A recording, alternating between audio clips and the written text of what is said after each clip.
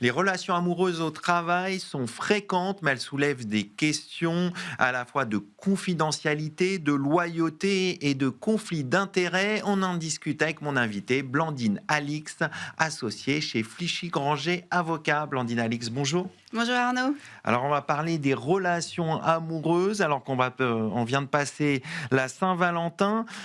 C'est un sujet sensible. Pourquoi les relations amoureuses au travail restent-elles un sujet aussi sensible alors qu'elles sont fréquentes? Alors, tout est dans le titre en réalité. Relation amoureuse, travail. Qui dit relation amoureuse dit vie privée. Il faut savoir que la vie privée du salarié ne s'arrête pas aux portes de l'entreprise. Il a le droit au respect de sa vie privée également à l'intérieur de l'entreprise. Et puis, l'autre intérêt distinct, c'est celui de l'employeur qui doit veiller au bon fonctionnement de l'entreprise. Donc, vous avez deux intérêts différents. C'est la raison pour laquelle ce sujet est sensible. La deuxième raison, c'est que quand ça tourne mal, quand il peut y avoir un risque de conflit d'intérêts, ou quand la relation tourne mal, où l'employeur est contraint de licencier le salarié, eh bien, voilà, on essaye de ce fait, la plupart du temps, de cacher la relation, de peur qu'elle entraîne une rupture de contrat de travail. Et le troisième sujet, souvent pour les gens qui ont des postes très haut placés, c'est que l'affaire dite privée peut tout de suite devenir publique. On l'a vu aux États-Unis avec l'affaire Astronomer, où le directeur général de l'entreprise était en catimini à un concert avec la directrice des ressources humaines, alors que lui était marié avec des enfants. Et la caméra, qu'on appelle la kiss cam, l'a filmé à ce moment-là. Et autant vous dire qu'on lui a demandé, compte tenu de la réputation de l'entreprise et des conséquences que ça a pu avoir sur la réputation de l'entreprise, on lui a demandé de partir très très vite. Donc voilà, c'est aussi une des raisons, le fait que ça peut tout de suite être dévoilé et faire une affaire publique quand ce sont bien évidemment des fonctions importantes. On vient de voir les enjeux, on va s'intéresser au cadre juridique. Quel est-il? Alors, le cadre juridique ne réglemente pas en tant que tel la relation amoureuse au travail, mais vous avez des règles qui protègent le respect de la vie privée du collaborateur au travail, et puis des règles qui protègent également l'employeur qui peut exercer son pouvoir de direction lorsque la relation amoureuse a des conséquences sur l'entreprise. Est-ce que pour autant, un employeur peut interdire une relation amoureuse sur le lieu du travail? Alors non, l'employeur ne peut pas interdire une relation amoureuse. Il a un devoir, j'allais dire, de réserve. Il ne peut pas s'immiscer dans la relation amoureuse. En revanche, il peut le faire deux choses. D'une part, il peut demander à ce qu'on l'informe de la relation amoureuse, notamment lorsqu'elle est susceptible de générer un conflit d'intérêts. Et C'est une puis, obligation pour le salarié d'informer son employeur? alors, le salarié, comme l'employeur d'ailleurs, a une obligation de loyauté. Et lorsqu'il a un poste qui fait qu'il peut y avoir un conflit d'intérêts dans sa relation amoureuse, il doit le dire. Il y a un exemple de jurisprudence qui est très intéressant, qui est très illustratif de la situation, où il y avait un directeur de site qui avait des fonctions également au niveau des négociations, avec les organisations syndicales, avec le CSE. Il présidait les instances et il avait une relation amoureuse avec une personne qui avait à la fois un mandat de délégué syndical et un mandat d'élu. Et D'accord. donc, il avait sa compagne en face de lui dans le cadre des négociations. Il négociait des sujets sensibles, comme des plans sociaux. Et donc, il a été licencié pour faute grave, pour ne pas avoir révélé cette relation amoureuse en application de son exécution de bonne foi de contrat de travail qui avait été violé en l'espèce. D'accord. Pour autant, vous l'avez rappelé, il y a quand même des règles qui protègent la vie privée des salariés. Quelles sont ces règles? Alors, une règle très simple qui est l'article 9 du Code civil, qui dit que chacun a droit au respect de sa vie privée. Et donc, vous avez dans le Code du travail des dispositions légales qui protègent, pas en tant que telle la vie privée, mais en tout cas qui protègent les libertés fondamentales et les droits fondamentaux des salariés. Et une règle importante qui est l'article 1121.1 qui vous dit que l'employeur ne doit pas porter des restrictions à ses droits et libertés qui ne seraient pas justifiées par la nature de la tâche à accomplir, ni proportionnées au but recherché. Donc on peut intervenir, mais toujours de manière proportionnée et justifiée. Donc il faut un équilibre. Il faut un équilibre, ce qu'on appelle la mise en balance entre l'intérêt du salarié et l'intérêt de l'employeur. Et puis, vous avez d'autres règles, celles sur la discrimination, hein, bien évidemment. Je ne peux pas interdire une relation au motif que c'est une relation homosexuelle, hein, ce serait discriminatoire. Et je ne peux pas tout simplement licencier en raison d'une relation amoureuse.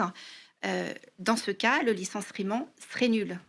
Voilà, il y a un exemple patent aussi de jurisprudence qui est assez amusant. C'est quoi comme exemple? Alors, c'était en l'espèce le président directeur général d'une société qui avait une relation avec une maîtresse qui était salariée d'entreprise. La seule chose, c'est que l'épouse de ce président était directrice générale. D'accord. Et donc, quand elle a appris que son époux l'a trompée avec une salariée, elle a licencié cette salariée pour un motif inexact, hein, qui n'était pas conforme à la réalité. Le vrai motif, c'était la relation amoureuse. Bien sûr. Le licenciement a été jugé nul et dans ces cas, vous avez droit au minimum à 6 mois de salaire. Donc, il faut faire très attention de ne pas licencier pour un motif qui est juste en lien avec une relation amoureuse. Alors, vous en avez parlé tout à l'heure des problèmes de conflit d'intérêts qu'il peut y avoir avec des relations amoureuses. À partir de quel moment une relation amoureuse peut-elle constituer un conflit d'intérêts? Oui, alors c'est là toute la difficulté. En réalité, c'est lorsqu'elle est susceptible de porter atteinte à l'obligation de loyauté. On revient toujours à cette obligation de loyauté. C'est l'exemple que j'ai donné du directeur de site qui avait également des fonctions de président de CSE. Voilà, dès que l'obligation de loyauté est atteinte, on peut considérer qu'il y a conflit d'intérêts. D'accord. On va en venir aux sanctions. Quelles peuvent être les sanctions si on dissimule une relation qui est constitutive d'un conflit d'intérêts? Alors, il y a deux types en fait de mesures qui peuvent être prises.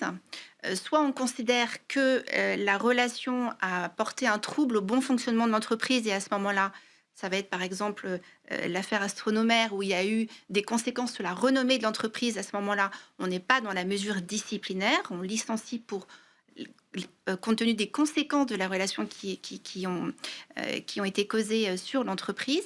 Et puis, il peut y avoir, ce qui sera le cas si c'est une dissimulation qui constitue une violation de l'obligation de loyauté. Et à ce moment-là, il peut y avoir une sanction disciplinaire qui peut être un avertissement, une mise à pied disciplinaire de quelques jours, hein, où le contrat est suspendu et on n'est pas rémunéré. Mais en général, quand il y a une violation de l'obligation de loyauté, c'est un licenciement pour faute grave. Donc, qui ne donne pas lieu à préavis ni indemnité de licenciement. Donc les conséquences peuvent être importantes. Exactement. Si pour être un peu concret, quelles sont les bonnes pratiques en la matière? On l'a dit tout à l'heure, informer son employeur. Est-ce qu'il y a d'autres bonnes pratiques? Voilà, informer, bien évidemment, c'est ce que vous venez de le dire, c'est quand on pense qu'il y a un risque de conflit d'intérêts, sinon on n'a absolument pas l'obligation de le dire, hein, mais quand il y a un risque de conflit d'intérêts, il faut le dire, surtout que souvent les entreprises ont des chartes d'éthique qu'on doit respecter strictement et en cas de violation, on peut être sanctionné, donc il faut faire très attention. Et puis, bien évidemment, faire attention lorsque la relation tourne mal.